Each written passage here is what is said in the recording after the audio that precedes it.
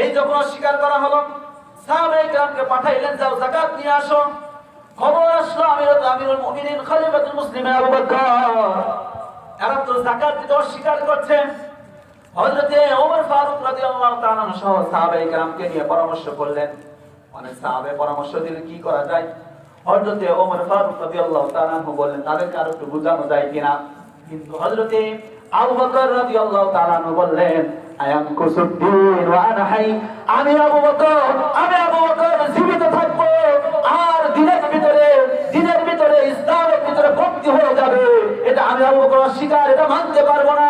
আল্লাহ রাসূলের জামানায় যে মানুষটা একটা রশি পরিমাণ যাকাত আদায় করত, সেই যদি রশি পরিমাণ যাকাত আদায় করতে অস্বীকার করে, আমি আবু বকর প্রয়োজনে তাদের বিরুদ্ধে যুদ্ধ জিহাদ করতে রাজি আছি। আল্লাহু আকবার। কথা বুঝছেন? আবু বকর নরম দিলের মানুষ, কিন্তু কি বললেন, যেই লোকটা রাসূলের জামানায় রাসূল জীবদ্দশা অবস্থায় একটা রশি পরিমাণ যাকাত আদায় করত, ওই লোক যদি ওই রশি পরিমাণ আমার জামানায় যদি যাকাত দিতে অস্বীকার করে, আমি তার বিরুদ্ধে প্রয়োজনে জিহাদ করব। ঠিক। কত গুরুত্বপূর্ণ বিষয়। কেন গুরুত্বপূর্ণ বিষয়? কারণ ইসলাম বলে কেউ খাবে না, তা হবে না। তুমি ধনী মানুষ ধনী হবা, আর গরিব বেটা শুধু গরিবই হবে, তোমার সারা জিন্দেগি গোলামি করে যাবে, এটা ইসলাম মানতে রাজি না। ঠিক। বৈষম্য দূর করতে হবে, একটা সমতা নিয়ে আসতে হবে। হ্যাঁ, এটা কিন্তু স্বাভাবিক একটা বিধান। এটা কিন্তু একটা অবস্থা যে আপনার যাকাতের যে বিষয়টা, ধনী গরিব এটা কিন্তু আল্লাহ পাকের ফয়সালা। কথা বুঝেন না? এটা কিন্তু এটা কি আল্লাহ পাকের ফয়সালা যে কিছু মানুষ ধনী থাকবে, কিছু মানুষ গরিব থাকবে। যদি তা না হয় তাহলে কাজের মানুষ কোথায় পাবো বলে? কথা বুঝেন নাই? এখানে একটা কাগজ দেওয়া হয়েছে, মহিলা প্যান্ডেলে প্রচুর মহিলা চলে এসেছেন। আলহামদুলিল্লাহ বলেন। আমরা দোয়া করি আমাদের মা বোনেরা যেন আমল করতে পারে। সকলে বলে আমিন। আমিন। জায়গা খালি নাই, একটু মেহেরবানি করে মা বোনেরা যারা আছেন অন্য মাদেরকে একটু জায়গার ব্যবস্থা করে দিই আমরা ইনশাআল্লাহ। এটা দলিল না, এটা ধনী আর গরিব যে থাকবে এটা ঠিক আছে, কিন্তু আকাশ আর পাতাল, আকাশ জমিন পার্থক্য থাকবে। কথা বুঝেন নাই? কিছু মানুষ তো না খেয়ে মারা যাবে, এটা না। কিন্তু ধনী গরিব একটা কিছু মানুষ থাকবে সমাজের ভিতরে, অনেক ধনী কিছু মানুষ, তাদের মাধ্যমে উপকার হবে, কিছু মানুষ গরিব থাকবে তাদের মাধ্যমে ধনীরা উপকার হবে। একে অপরে কি আসবে? সহযোগিতা কাজে আসবে। এটা দলিল থাকি আপনার 25 নম্বর পারা আপনাকে দিই, তাহলে আপনারা বুঝতে পারবেন ইনশাআল্লাহ।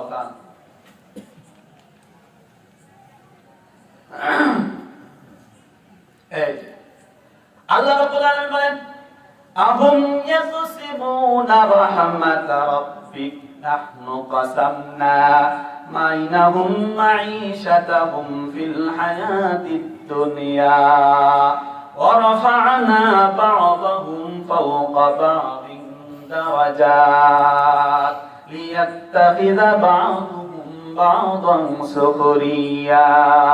আল্লাহু আকবার।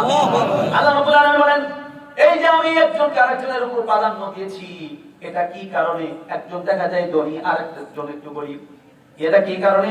লিয়াত্তাখিযা বা'দুহুম বা'দান সুখরিয়া, যাতে করে একজন আরেকজনের কাছে আসতে পারে। সমাজের ভিতরে 100 জন মানুষ যদি 100 জনই যদি কোটিপতি হয়, তাহলে কিন্তু কাজের মানুষ খুঁজে পাওয়া যাবে না।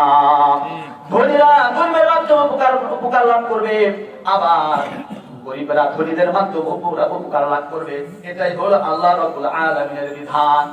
মুসলমান ভাইরা আমার, এই জন্য আসুন আল্লাহ রাব্বুল আলামিন আমাদেরকে যাদেরকে যাকাত দিয়েছেন, যাদেরকে আল্লাহ রাব্বুল আলামিন টাকা পয়সা অর্থ করে দিয়েছেন, আসুন আমরা হিসাব করি আমরা যাকাত আদায় করে রাজি আছেন? কে কে হাত উঠায় রাখান। আল্লাহু আকবার। এরপরে আল্লাহ রাব্বুল আলামিন বলেন, ওয়াল্লাযীনা হুম লিফুরুজিহিম হাফিজুন। মুমিনদের গুণাবলী আল্লাহ রাব্বুল আলামিন বলেন, যারা সফল ঈমানদার, সফল মুমিন, তাদের আরেকটা গুণ হলো যারা নিজেদের লজ্জাস্থানকে হেফাজত করবে। নিজেদের লজ্জাস্থান হেফাজত করবে। আজকে কি শহর বলেন, কি গ্রাম বলেন, জিনা ব্যাপক হয়ে যাচ্ছে। 12-13 বছর, 14 বছর, 15 বছর, 17-18 বছরের যুবক, এই কিশোর শ্রেণীর লোকেরা, ছেলেরা আজকে জিনার মধ্যে, গুনাহের মধ্যে জড়িত হয়ে পড়ছে। এই ভবিষ্যতের ভিতরে, এই এদের ভিতরে আপনার সাহাবায়ে কেরামের ঈমান কিভাবে পয়দা হয় বলেন? শিশু ইসমাঈল, হযরত ইসমাঈল আলাইহিস সালাম কিভাবে আমরা কল্পনা করতে পারি? আজকে যে প্রজন্ম, এই প্রজন্মের সামনে জীবনটা অন্ধকার। আমরা গুনাহ থেকে বাঁচি না, গুনাহ থেকে আমরা বাঁচতে রাজি না। নিজেদের লজ্জাস্থানকে হেফাজত করতে হবে, ঠিক, নিজের লজ্জাস্থানকে হেফাজত করতে হবে। আপনি খুব 5 ওয়াক্ত নামাজ পড়েন, 5 ওয়াক্ত নামাজ পড়েন, কিন্তু গুনাহ থেকে বাঁচি না, হারাম থেকে বাঁচি না, আমি আপনি শিশু ইসমাঈলের জীবনে আমাদেরকে পড়তে হবে। ইসমাঈল আলাইহিস সালাতু ওয়াস সালাম কেমন ছিলেন, ওনার জিন্দেগি আমাদের সন্তানদেরকে শিক্ষা দিতে হবে। ভাইরা আমার, এই জন্য প্রথম করণীয় হলো বাবা মাকে ভালো হতে হবে। বাবা মা ভালো হইতে হবে। বাবা মা যদি ভালো হয় তাহলে আশা করা যায় সন্তানটাও ভালো হবে। আর বাবা মা যদি দিনদার না হয়, মুত্তাকি পরহেজগার যদি না হয়, তাহলে সন্তান আশা করা যায় না, ভালো আশা করা যায় না। বাবা সিগারেট খায়, আমি কিভাবে আশা করতে পারি আমার সন্তানটা সিগারেট খায় না? কথা বোঝেন না? কথা বোঝেন না? বাবা সিগারেট খায়, সে চিন্তা করতে আমার সন্তানটা কি হবে? হাসান বসরি হবে, আল্লাহর ওলি হবে। কথা বোঝেন না? আগে বাবাকে ভালো হইতে হবে। আপনি বাবা সিগারেট খা ছেড়ে দেন, তাহলে না আশা করতে পারেন হয়তো আমার সন্তানটা কি খায় না, সিগারেট খায়।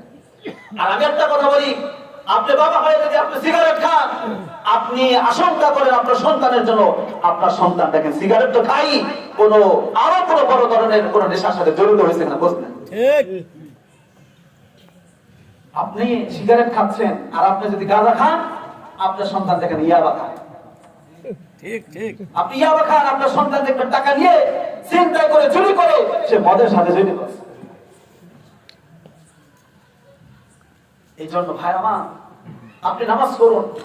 আপনি নামাজ পড়েন না, বাবা নামাজ পড়ে না, কিভাবে আশা করা যায় সন্তান নামাজি হবে? মা নামাজ পড়ে না, কিভাবে আশা করা যায় মেয়েটা নামাজি হবে? এই জন্য বাবা মা আগে ভালো হন, সন্তানটা ভালো হবে। বাবা মা যদি নামাজি হয়, সন্তানটা নামাজি হবে। আল্লাহ রাসূল সাল্লাল্লাহু আলাইহি ওয়াসাল্লাম মা বোনদের উদ্দেশ্যে ওয়াজ করেন। আল্লাহ রাসূল, কোন নারীর ভিতরে যদি 4টা গুণ থাকে, কয়টা গুণ বলেন? 4টা। কয়টা গুণ বলেন? 4টা। মা বোনেরা যারা আছেন, ভালো করে বুঝুন, ভালো করে বুঝুন। যদি এই যে আমলগুলো যদি না থাকে, তাহলে আমল করার চেষ্টা করব ইনশাআল্লাহ তাআলা। আল্লাহ নবী বলেন, মান সাল্লাত ফরযাহা ওয়া সামাত শাহরাহা ওয়া আতাআত যাওজাহা ওয়া হাসানাত ফারজাহা। কোন নারী যদি 5 ওয়াক্ত নামাজ পড়ে, 5 ওয়াক্ত ফরজ নামাজ পড়ে, রমাদানের রোজা যদি বুঝে শুনে রাখে, নিজের লজ্জাস্থানকে হেফাজত করে, আর স্বামীর যদি ইতাআত করে, স্বামীকে মেনে চলে, আল্লাহর নবী বলেন, দাখালাত মিন আইবাবিন মিন আবওয়াবিল জান্নাহ। ওই মহিলা জান্নাতের যে কোন দরজা দিয়ে জান্নাতে প্রবেশ করতে পারে। আল্লাহু আকবার। কয়টা আমল? এক নাম্বার 5 ওয়াক্ত নামাজ। বেশি নামাজের দরকার নাই, মা বোনদেরকে এত বেশি নফল নামাজ না পড়লেও চলবে। 5 ওয়াক্ত নামাজ সুন্দরভাবে পড়ে, ওয়াক্ত মতো 5 ওয়াক্ত নামাজ যদি মা বোনেরা পড়ে, আল্লাহু আকবার। এরপরে যদি রমজানের রোজাটা রাখে, সামনে রমজান মাস, রোজাটা যদি রাখে, রোজা আমরা প্রত্যেকে রাখবো। আল্লাহ রাব্বুল আলামিন বলেন, ইয়া আইয়ুহাল্লাযীনা আমানু কুতিবা আলাইকুমুস সিয়াম কামা কুতিবা আলাল্লাযীনা মিন ক্বাবলিকুম লাআল্লাকুম তাত্তাকুন। আল্লাহু আকবার।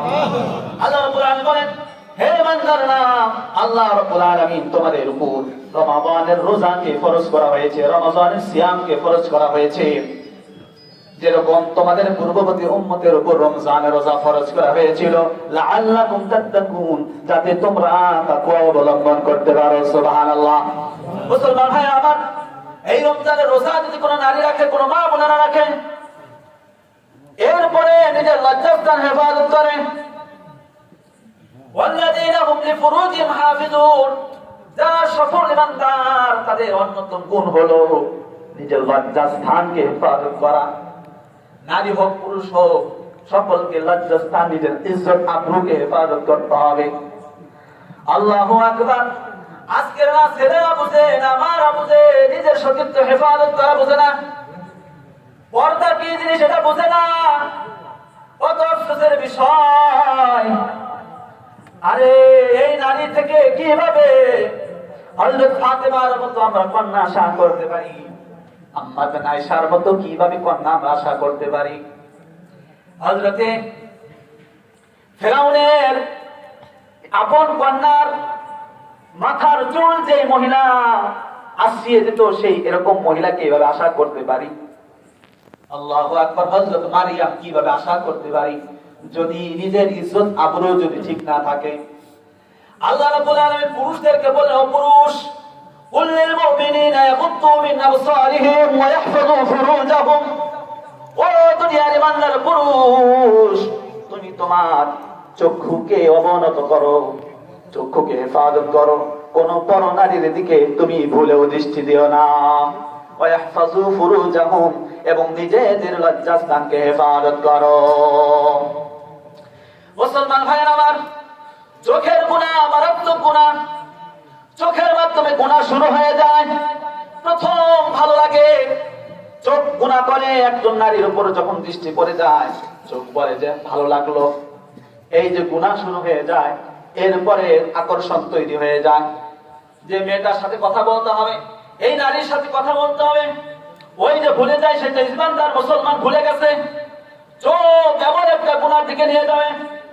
এরপরে তার সাথে দেখা করে, মোবাইল নাম্বার নাই, দিনের পর দিন কথা বলতে থাকে, রাতের পর রাত কথা বলতে থাকে। ওই যে পাগল হয়ে গেছে, কারণ শয়তান তার চোখের মাধ্যমে স্বয়ং সৌন্দর্য প্রকাশ করে দিছে। গুনাহ শুরু হয়ে গেল। গুনাহ করতে করতে করতে করতে একটা সময় এরপরে চলে যায়, দেখা যায় বিবাহের আগে অবৈধ কোন সম্পর্কে জড়ায় পড়ছে। নাউজুবিল্লাহ। এই জন্য আল্লাহ রাব্বুল আলামিন পুরুষ ছেলেদেরকে বলেন, পুরুষদেরকে বলেন, কুল লিল মুমিনিনা ইয়াগুদ্দু মিন আবসারিহিম ওয়া ইয়াহফাযু ফুরুজাহুম। ও যুবকেরা, ও ইমানদার মুসলমানরা, তোমাদের চক্ষুকে হেফাজত করো। আবার আল্লাহ রাব্বুল আলামিন নারীদেরকে বললেন, ওয়া কুল লিল মুমিনাতি ইয়াগুদ্দুনা মিন আবসারিহিন্না ওয়া ইয়াহফাযুনা ফুরুজাহুন্না। হে নবী, আপনি মুমিন নারীদেরকে বলে দিন, মুমিন নারীরা যেন তাদের চক্ষুকে হেফাজত করে। আল্লাহু আকবার। এই জন্য মা বোনেরা আছেন, যুবক ভাইরা যারা আছেন, খুব ভালো করে বুঝেন, কুওয়াতে নেকি নাদারি বাদমাকুন। আমার জিন্দেগিতে বেশি আমল নাই, আমার জিন্দেগিতে বেশি ফরজ নাই, আমার জিন্দেগিতে বেশি নেক আমল নাই, কিন্তু আমার জিন্দেগিতে বেশি গুনাহ নাই। এমন জিন্দেগি যদি আমি নিয়ে যেতে পারি, মৃত্যুবরণ করার সাথে সাথে আমার আপনার জন্য জান্নাত ওয়াজিব হয়ে যাবে। সুবহানাল্লাহ। মুসলমান ভাইরা আমার, আল্লাহ রাসূল বললেন, কোন নারী যদি তাদের নিজের ইজ্জত আপনি হেফাজত করতে পারে, এই জন্য মা বোনেরা পর্দা করবেন, পর্দা করবেন, নিজেদের ইজ্জত আবরু হেফাজত করবেন। তাদের সাথে পর্দা করতে হবে, এটার ইলম আমরা জানবো। কথা বুঝেন নাই? স্বাস্থ্য ভাইয়ের সাথে দেখা করা যায় আছে নাকি? দেবরের সাথে দেখা করা যায় আছে নাকি? আল্লাহ রাসূল বললেন, দেবর হলো মৃত্যু সমতুল্য, কত মানুষের সাথে দেখা করা যায় নাই, তাহলে আমি কেন দেখা করি? চাচা শ্বশুরের সাথে দেখা করা যায় আছে কিনা বলেন? জানি না, জানি না। মা বোনেরা জানি না কার সাথে দেখা করা যাবে, কার সাথে দেখা করা যাবে না। এই ইলম, এই জ্ঞান যদি না থাকে, তাহলে নারীরা, আমাদের মা বোনেরা কিভাবে গুনাহ থেকে বাঁচবে? এই জন্য আমরা যারা পুরুষ যারা আছি, আমাদের নারীদেরকে সুন্দরভাবে তাদেরকে পর্দায় থাকার ব্যবস্থা করে দিব। কিভাবে তারা দিনের উপর চলতে থাকে, চলতে পারে, এই চেষ্টা, এই মেহনত আমরা করব। আল্লাহ রাসূল সাল্লাল্লাহু আলাইহি ওয়াসাল্লাম বলেন, মান আজমানা লিহইহি ওয়া বাইনা রিজলাইহি। যে ব্যক্তি দুইটা জিনিসের জিম্মাদার হতে পারবে, আল্লাহ রাসূল বলেন, যে লোকটা দুইটা জিনিসের গ্যারান্টি দিতে পারবে, আমি আল্লাহ রাসূল তার জন্য কাল কিয়ামতের ময়দানে জান্নাতের জামিনদার হয়ে যাবে। আল্লাহু আকবার। সেই দুইটা জিনিস কি? বাইনা লিহইহি ওয়া বাইনা রিজলাইহি। এই দুই চোয়ালের মাঝে যা আছে সেটা হলো জিহবা, আর দুই পায়ের মাঝে যা আছে, দুই উরুর মাঝে যা আছে সেটা হলো লজ্জাস্থান। আল্লাহ নবী বলেন, কোন মানুষ, কোন ইমানদার যদি নিজের চোখ, নিজের জিহ্বা, নিজের জবান আর যদি লজ্জাস্থানের যদি হেফাজত করতে পারে, আমি নবী তার জন্য কাল কিয়ামতের ময়দানে জান্নাতের জামিনদার হয়ে যাবে। সুবহানাল্লাহ, সুবহানাল্লাহ, আল্লাহু আকবার। আল্লাহ রাসূল যদি জান্নাতের জামিনদার হয়ে যায়, কতই না সৌভাগ্যের বিষয়। আজকে যদি আমাদের দেশের কোন এমপি, মন্ত্রী, কোন প্রধানমন্ত্রী যদি বলে, আমি তোমার জিন্দেগির সব দায়িত্ব নিয়ে নিলাম, তার কোন টেনশন আছে কিনা বলেন? কোনো টেনশন নাই। এমন যদি আমার আপনার যদি দায়িত্ব আল্লাহ রাব্বুল আলামিন নিয়ে নাই, আল্লাহর নবী নিয়ে নাই, তাহলে আমার আপনার কি টেনশন থাকতে পারে মুসলমান ভাইরা? ঠিক। কাল কিয়ামতের ময়দানে কি ভয়াবহ অবস্থা তৈরি হবে। আল্লাহু আকবার। কেউ কাউকে চিনবে না, কেউ কাউকে চিনবে না।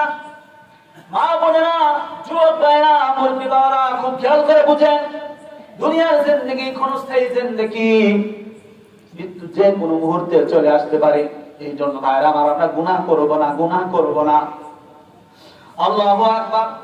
কাল কিয়ামতের ময়দানে সমস্ত নবী পেরেশান, পেরেশান। সমস্ত নবী ইয়া নাফসি, ইয়া নাফসি বলতে থাকবেন। উম্মত পেরেশান হয়ে যাবে। আদম নবীকে যাবে, আদম নবীর কাছে যাবে। আদম নবী বলবে, না না না, আমি কিছুই বলতে পারবো না, আমার ভুল হয়ে গেছে। মুসা নবীর কাছে গেলে মুসা নবী দেখা যায় ইয়া নাফসি, ইয়া নাফসি বলতে থাকবে। হযরত ঈসা নবী ইয়া নাফসি, ইয়া নাফসি। সমস্ত নবী, সমস্ত আম্বিয়া কেরাম ইয়া নাফসি, ইয়া নাফসি বলতে থাকবে। আর আমার আপনার নবী ওই হাসরের ময়দানে এক কোণায় দেখা যাবে, ইয়া উম্মতি, ইয়া উম্মতি। আল্লাহু আকবার। এই মায়া নবী, মায়া নবী আমাদের জন্য জিম্মাদার হয়ে যাবে। আল্লাহু আকবার। এই জন্য রাসূলুল্লাহর আদর্শ মানতে রাজি আছি? কে কে হাত উঠায় দেখান। আল্লাহু আকবার, আল্লাহু আকবার। আল্লাহ রাসূল সাল্লাল্লাহু আলাইহি ওয়াসাল্লামের জিন্দেগি আমাদের জিন্দেগির ভিতরে ফিট করতে হবে। আল্লাহ রাসূল যা কিছু বলেছেন সব কিছু মানতে হবে, আর যা কিছু থেকে বিরত থাকতে বলেছেন সব কিছু থেকে বিরত থাকতে হবে। নিজের জিন্দেগিকে রাসূলুল্লাহর আদর্শের সাথে মিলাইতে হবে, রাসূলুল্লাহর সুন্নাহ অনুযায়ী জীবনটা গড়াইতে হবে। যদি আমি আপনি রাসূলুল্লাহর জিন্দেগি মোতাবেক করতে পারি, রাসূলুল্লাহর আদর্শ যদি আমার আপনার মধ্যে বসাইতে পারি, আল্লাহ রাসূল বলেন ওই মানুষটা আমার সাথে জান্নাতে থাকবে। সুবহানাল্লাহ। আল্লাহ হাব্বা সুন্নতি ফাকাদ হাব্বানি ওয়া মান আহাব্বানি কানা মাই ফিল জান্নাহ। যেটা বলছিলাম মুসলমান ভাইরা, নিজের লজ্জাস্থান হেফাজত করা, নিজের লজ্জাস্থান হেফাজত করা। মহিলারা যদি চারটা আমল করতে পারে, ১ নাম্বার ৫ ওয়াক্ত নামাজ পড়া, ২ নাম্বার রমাদানের রোজা রাখা, ৩ নাম্বার নিজের সতীত্ব হেফাজত করা, ৪ নাম্বার হলো স্বামীর আনুগত্য করা। কোন নারী যদি এই ৪টা আমল করতে পারে, আল্লাহ রাসূল বলেন ওই নারী জান্নাতের ৮টা দরজা, যে কোনো দরজা দিয়ে জান্নাতে প্রবেশ করতে পারে। সুবহানাল্লাহ, সুবহানাল্লাহ। স্বামীর ইতাআত করা, অনুসরণ করা, এটা আমরা অনেকে বুঝি না। স্বামীর অনুসরণ কেমনে করে, ইতাআত কেমনে করে? সমাজের ভিতরে ফিতনা, স্বামী স্ত্রীকে মূল্যায়ন করে না, স্ত্রী স্বামীকে মূল্যায়ন করে না। কথা ঠিক না বেঠিক? মূল্যায়ন করবেন, নারীদেরকে সম্মান দিবেন। পুরুষরা যারা আছেন নারীদেরকে সম্মান দিবেন, নারীকে ইজ্জত করবেন, নারীকে সম্মান দিবেন, নারীর মর্যাদা অনুযায়ী তার সাথে কথা বলবেন। আল্লাহ রাব্বুল আলামিন আমাকে আপনাকে মর্যাদাবান বানিয়ে দিবেন। সুবহানাল্লাহ। আল্লাহর নবী বলেন দুনিয়ার মধ্যে সর্বোত্তম ওই পুরুষ, ওই স্বামী, যে স্বামীর ব্যাপারে তার স্ত্রী বলে যে আমার স্বামী ভালো মানুষ। সুবহানাল্লাহ বলে। কোন নারী, কোন স্ত্রী যদি স্বামীর ব্যাপারে বলে যে আমার স্বামী ভালো মানুষ, দুনিয়ার সমস্ত মানুষ যদি বলে এই লোকটা খারাপ, সমস্ত মানুষের কথা আল্লাহ রাব্বুল আলামিন বাদ দিয়ে ওই নারীর কথা আল্লাহ রাব্বুল আলামিন মানবেন। সুবহানাল্লাহ। আর দুনিয়ার সমস্ত মানুষ যদি বলে যে লোকটা খুব ভালো, আর বাড়ির মানুষ, স্ত্রী যদি বলে যে আমার স্বামীটা সুবিধার মানুষ না, আল্লাহ রাব্বুল আলামিন স্ত্রীর কথা মানবেন। ঠিক। এই জন্য সাবধান, সম্মান করবেন, স্ত্রীকে ইজ্জত মর্যাদা দিবেন। অনেক যুবক আছে কথায় কথায় তালাক দিয়ে দেয়। এই এলাকায় আছে নাকি? আমাদের ওদিকে আছে, এলাকায় আছে নাকি? হ্যাঁ, কথা বলেন আছে? ঢাকাতে যখন আমি পড়তাম একটা ঘটনা আপনাদেরকে শোনাই। এক লোক আসছে, আমরা যখন ফতোয়া বিভাগে পড়ি, এক লোক আসছে যে হুজুর আমি আমার স্ত্রীকে তালাক দিচ্ছি। লোকের বয়স মোটামুটি 55 বা 60 হবে। কেন তালাক দিচ্ছেন? অনেক কথা বলতে বলতে বলে যে এটা আমার দ্বিতীয় স্ত্রী। এটা আমার কি স্ত্রী? কি স্ত্রী বলেন? দ্বিতীয় স্ত্রী কথা যখন আসছে তখনই মনে করেন আমাদের মুফতি সাহেব ছিলেন, উনি একটু নড়ে চড়ে পড়ছেন যে ঘটনা অন্যদিকে যেতে পারে। আচ্ছা, আপনার দ্বিতীয় স্ত্রীকে আপনি বিবাহ করছেন কেমনে বলেন? তো পছন্দ করে বিয়ে করছিলাম, পছন্দ করে বিয়ে করছি, পছন্দ হয়েছে, কোর্টে গেছি, কোর্টে বলছে দরখাস্ত করছি, কোর্ট দরখাস্ত মঞ্জুর করছে, বলছে যে আপনারা স্বামী স্ত্রী হিসেবে থাকতে পারেন। কিন্তু আর কি করে না, কোর্ট থেকে এটাও বলে দিচ্ছে যে আমরা অনুমতি দিয়ে দিলাম কাজী সাহেবের গিয়ে ইজাব কবুল করে বিবাহ করে। এই লোক 22টা বছর স্ত্রীর সাথে সংসার করছে, মেয়ে হয়েছে, বিবাহ দিছে, কিন্তু 22টা বছর স্ত্রীর সাথে সংসার করছে, বিবাহটাই হয়নি। নাউজুবিল্লাহ বলেন। লোকটা পেরেশান হয়ে গেছে, কি ব্যাপার, এত বছর বিবাহ করলাম, ওনার সাথে আরেকজন আসছিল, তুই 22টা বছর তোর স্ত্রীর সাথে কাটাইছিস, তুই বিবাহ করিস নাই? এই 22 বছরের মধ্যে কাজী সাহেবের কাছে একবার যাবি, সময় পাস নাই। কান্নাকাটি শুরু করছে, হুজুর এখন যদি আমার সন্তান যদি জানতে পারে, মেয়ে যদি জানতে পারে আমার মেয়ের বিবাহ হয়ে গেছে, মেয়েরও তালাক হয়ে যাবে, আমার মেয়েটা নিশ্চিত এই দুনিয়াতে থাকবে না। আর এক লোক, এই আমাদের নাটোরের মানুষ, নাটোরে ইঞ্জিনিয়ার, সারা বাংলাদেশে ঘুরছে, বিভিন্ন জায়গায় গেছে, যাওয়ার পরে ফতোয়া তালাক দিয়ে দিচ্ছে স্ত্রীকে, 3 তালাক দিচ্ছে। কয় তালাক? পেরেশান হয়ে গেছে। লোকটা ভালো মানুষ, ইঞ্জিনিয়ার, আপনার রুয়েটের ছাত্র ছিল, দাড়ি সুন্নাহ, দাড়ি সুন্দর একদম, পাঞ্জাবি পরা। স্ত্রীকে তালাক দিছে। তালাক দেওয়ার পরে বিভিন্ন জায়গায় গেছে কিভাবে সমাধান বের করা যায়, কিন্তু যত জায়গায় গেছেন সব জায়গায় বলেছে 3 তালাক হয়ে গেছে।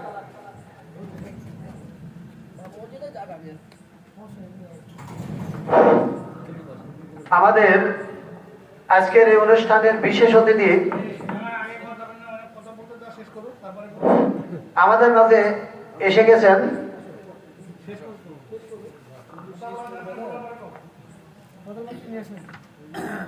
সম্মানিত হাজিরিন, একটু খেয়াল করেন, মাত্র বিবাহের মাত্র 2 বছর বয়স, বিয়ের কয় বছর, কোন সন্তান হয়, একটু খেয়াল করেন এদিকে।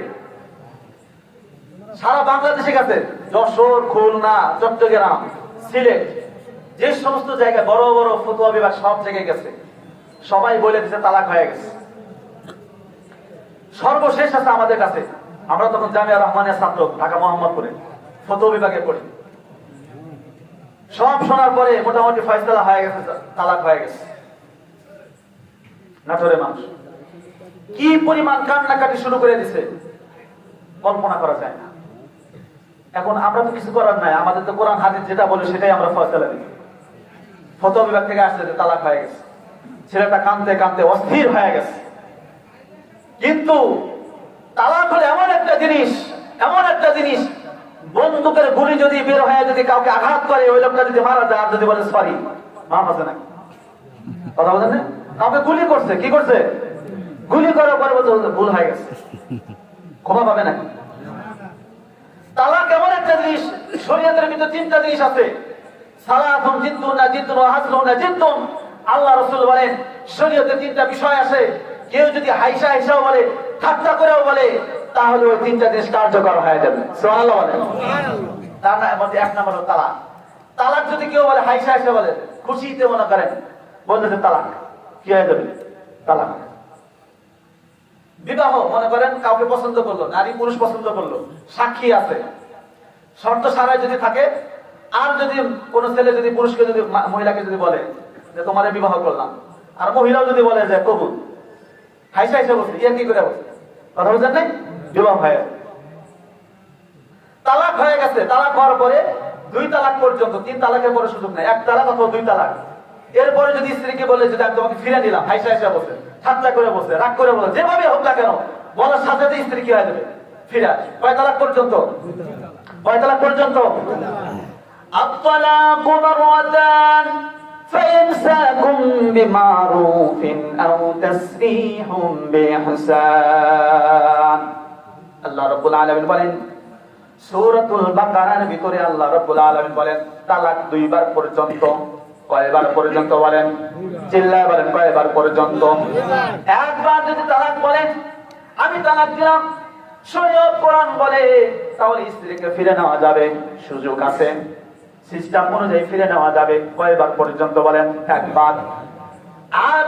আরেকবার যদি তালাক দেয় শরীয়ত বলে এবারও তুমি তাকে ফিরে নিতে পারবা। দুইবার তালাক দেও স্ত্রীকে ফেরত নেওয়া যায়, স্ত্রীকে ফেরত নেওয়া যায়। স্ত্রীকে তালাক দেয় এটা তো ভালো কাজ না। যতক্ষণ পর্যন্ত স্বামী স্ত্রী সংসার করা যায় শরীয়ত বলে সংসার করো, সংসার করো, সংসার করো।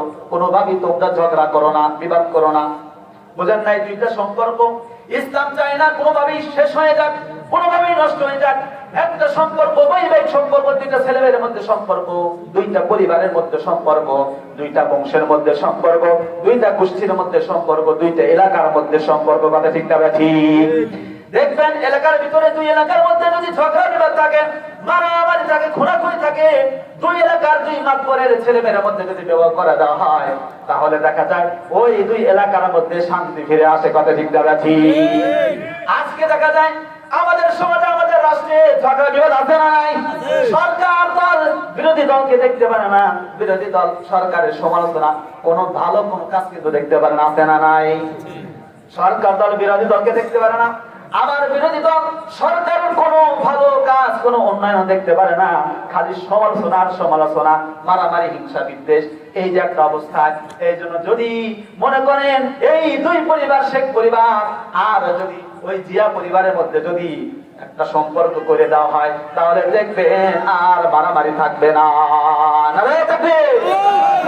প্রধানমন্ত্রীর আগমন, প্রধান বক্তার আগমন, প্রধান বক্তার আগমন। নারে তাকবীর! নারে তাকবীর! প্রধান বক্তা চলে এসেছেন, সকলে আলহামদুলিল্লাহ বলেন। আলহামদুলিল্লাহ। আমরা হযরতের জন্য দোয়া করব, হযরত যেন সুন্দরভাবে আলোচনা করতে পারেন, আমাদের জন্য আমলে খোরাক দিয়ে যেতে পারেন ইনশাআল্লাহ তাআলা। সম্মানিত হাজিরিন, এবার শুনুন, এটা যদি করা হয়, দুই পরিবার যদি একটা সম্পর্ক করে দেওয়া হয় তাহলে দেখবেন যে মারামারি কমে যাবে। কথা ঠিক না ঠিক? দুই পরিবারের মধ্যে সম্পর্ক